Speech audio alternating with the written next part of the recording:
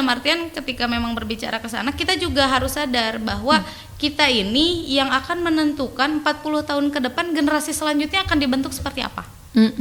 Benar. Kalau misalnya kita nggak peka ke sana, ya tinggal terima jadi aja kalau generasi selanjutnya akal amburadul aja gitu ke depannya.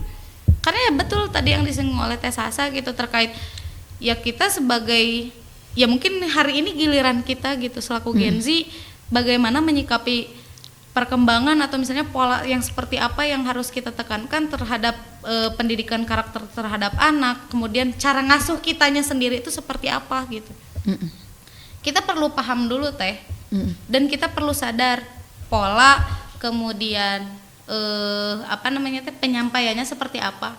Balik lagi ketika misalnya pengen diapresiasi, ya minimal apresiasi dulu orang lain, gitu kan.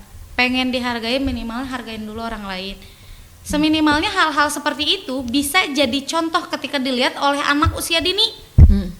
Karena yang mereka lihat dan yang mereka terima itu pasti akan diterapkan. Teteh pernah nggak sih ngelihat konten kayak misalnya contoh ayahnya itu nyuapin ibunya terus kan depan anaknya yang usianya baru 3 tahun misalnya, atau nggak misalnya kayak yang ditutup tuh yang ada coklat misalnya makanan gitu sering kan, banyak ayahnya banget misalnya ya itu. 2, ibunya nggak ada. Itu kan melatih kepekaan sebetulnya. Nah pola-pola seperti itu sebetulnya bisa melatih motorik halus dan motorik kasar anak gitu. Jadi otak kanan dan kiri si anak tuh lebih berfungsi ketika mereka melihat oh ini ada yang janggal nih. Seharusnya ketika berbicara soal adil berarti semuanya sama rata, gitu kan.